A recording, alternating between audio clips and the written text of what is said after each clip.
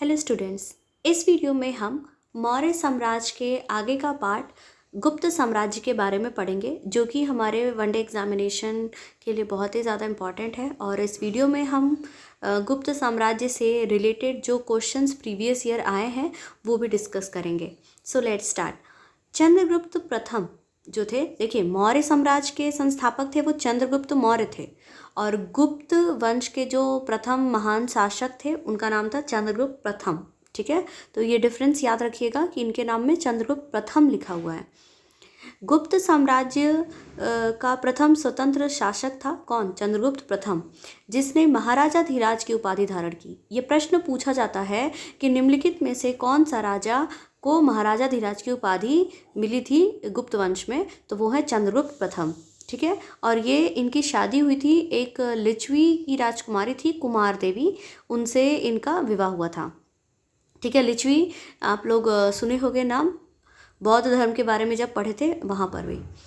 ठीक है, अब यहाँ पर देखते हैं कि चंद्रगुप्त प्रथम जो हैं वो बहुत ही प्रसिद्ध राजाओं में से एक थे, और गुप्त वंश के जो वास्तविक संस्थापक माने जाते हैं ये चंद्रगुप्त प्रथम ही माने जाते हैं।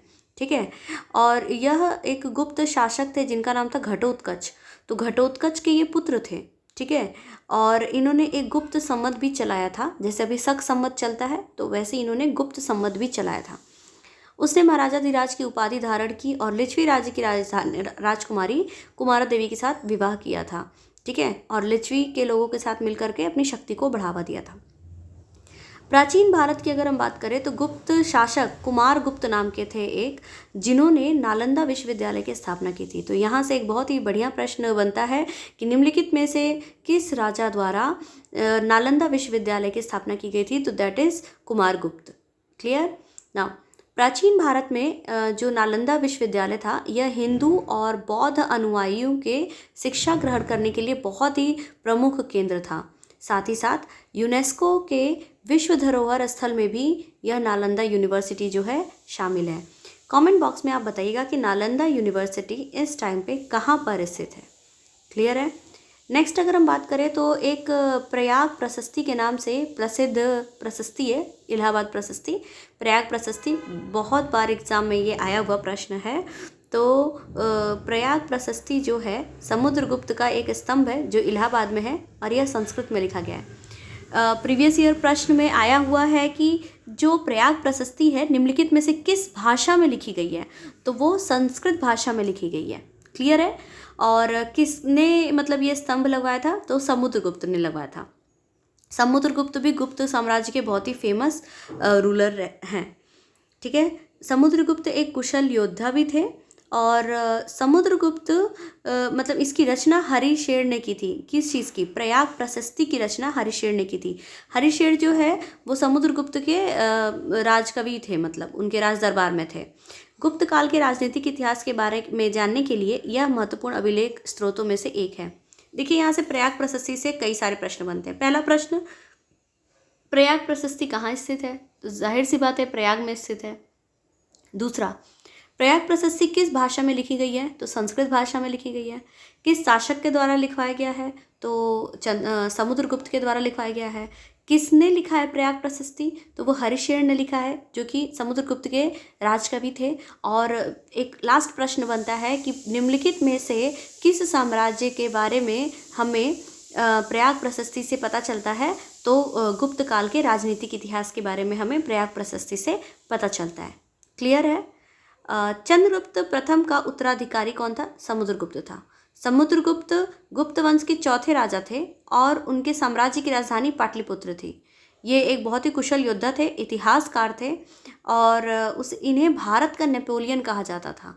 तो यहाँ से भी प्रश्न आया है प्रीवियस ईयर में कि निम्नलिखित में से किस शासक को भारत का नेपोलियन कहा जाता है? तो भारत का नेपोलियन समुद्रगुप्त को कहा जाता है, याद रहे।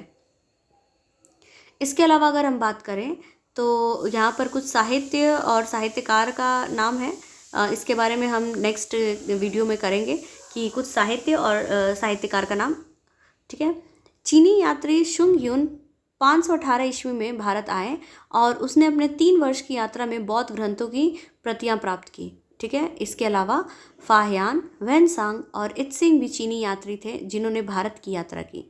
फाहियान जो थे वो चंद्रगुप्त द्वितीय, जिनको विक्रमादित्य के नाम से जाना जाता है, फेमस है। विक्रमादित्य का जो एक मंदिर की तरह उन्हें पूजा जाता है, उज्जैन में स्थित है।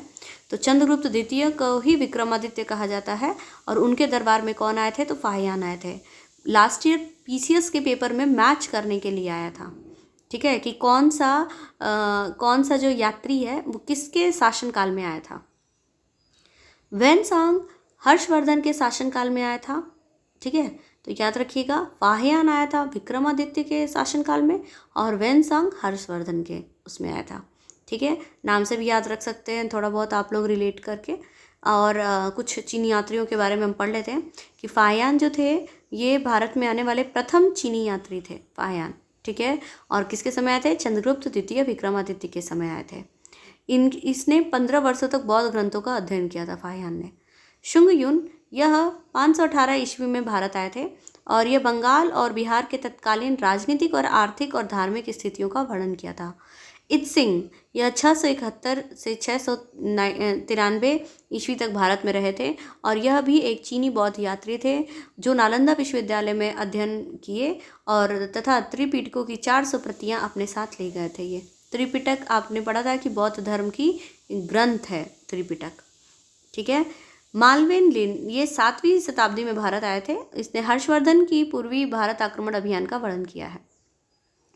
नेक्स्ट है चाऊ जू कुआं, ये 1125 से 1254 ईस्वी तक भारत में रहे और अगर देखा जाए तो इसने अपनी रचना चू फान ची में 13वीं शताब्दी के चीनी और अरबी व्यापार पर प्रकाश डाला था, ठीक है। गुप्त काल में कुछ प्रमुख मंदिरों का निर्माण कराया गया था, जिनमें है विष्णु मंदिर तिगवा जगह पे है जो कि मध्य प्रदेश में है, जबलपुर।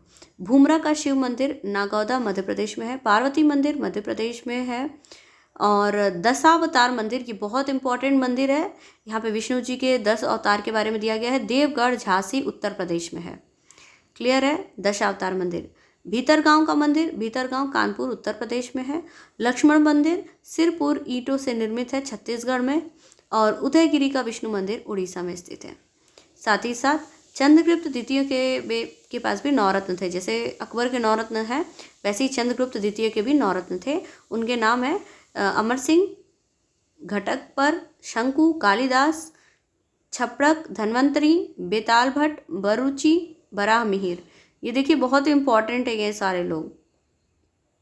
प्रयाग प्रशस्ति कवि हरिशेठ के द्वारा समुद्रगुप्त के विषय में लिखी गई है। नालंदा विश्वविद्यालय की स्थापना कुमारगुप्त ने की थी और समुद्रगुप्त संगीत प्रेमी थे। इसके सिक्कों पर इसे वीणा बजाते हुए दिखाया गया है, ठीक है। ये भी बहुत इंपॉर्टेंट है।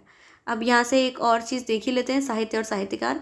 अभिज्ञान शकुंतलम कालिदास ने लिखा है, ठीक है। कालिदास इनके क्या थे, मतलब इनके दरबार कवि थे। अभिज्ञान शकुंतलम कालिदास। मालविकाग्नि मित्रम कालिदास। विक्रमो वर्षियम कालिदास के द्वारा लिखा गया है। स्वप्न वासवदत्ता भास के द्वारा लिखा गया है। मुद्राक्षस विशाखा दत्त। देवी चंद्रगुप्तम विशाखा दत्त। मृक्षकटिकम सुद्रक के द्वारा लिखा गया है। आर्यभट्टियम और सूर्य सिद्धांत आर्यभट्ट के द्वारा लिखा गया है। नाउ अब हम लोग कुछ क्वेश्चंस देख लेते हैं प्रीवियस ईयर में कैसे आए हैं। ये देखिए 2022 यूपी पेट का जो प्रश्न है, निम्नलिखित में से किस शासक के दरबार में बहुत से विद्वानों को 9 रत्न के रूप में अलंकृत किया गया है? तो आपको पता है कि एक तो अकबर के पास 9 रत्न थे, लेकिन यहाँ पर अकबर ऑप्शन में नहीं है। और यहाँ पे अभी हमने पढ़ा कि चंद्रगुप्त द्वितीय के राज दरबार में 9 रत्न थे, ठीक है। तो किसके किसके में 9 रत्न थे? चंद्रगुप्त द्वितीय और अकबर। निम्नलिखित में से किस शासक के दरबारी कवि हरिशेठ थे? तो यह भी हमने करा था। समुद्रगुप्त के दरबारी कवि का नाम था हरिशेठ, जिन्होंने प्रयाग प्रशस्ति की रचना की थी। और समुद्रगुप्त जो थे वो कौन थे? चंद्रगुप्त प्रथम के पुत्र थे और उत्तराधिकारी थे। और गुप्त वंश के सबसे महान शासक किसे कहा जाता है? तो वो समुद्रगुप्त को कहा जाता है। और ये इनको मतलब कविताएं और म्यूज़िक बहुत पसंद था और इन्हीं को नेपोलियन ऑफ इंडिया भी कहा जाता है। क्लियर है? देखिए पेट के सभी प्रश्न हैं और पेट का एग्ज़ाम आने वाला है, तो आप लोग प्लीज़ इन वीडियोस को देखिए और अपने फ्रेंड्स को भी भेजिए ताकि उनको हेल्प हो सके। भारतीय इतिहास में धन्वंतरी कौन थे? तो धन्वंतरी जो थे ये मतलब एक बहुत ही बड़े चिकित्सक थे, ठीक है। तो यह चंद्रगुप्त विक्रमादित्य की सभा को सुशोभित करने वाले प्रसिद्ध चिकित्सक थे, ठीक है। धन्वंतरी का नाम चिकित्सक के रूप में मतलब ये बहुत फेमस थे। ये शल्य क्रिया करते थे। शल्य क्रिया का मतलब होता है जैसे सर्जरी और ये सब भी कर लेते थे।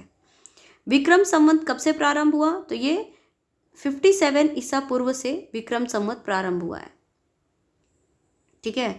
और विक्रमादित्य इसके वो थे। शक संवत कब से प्रारंभ हुआ? तो 78 ईस्वी से कनिष्क के द्वारा।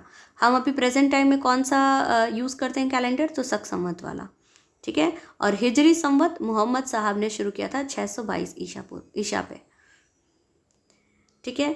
तो अगर पूछा जाए कि सबसे पुराना कैलेंडर, तो विक्रम संवत है क्योंकि वो ईसा पूर्व है, और शक संवत वो ईसा के बाद है और कनिष्क ने किया था।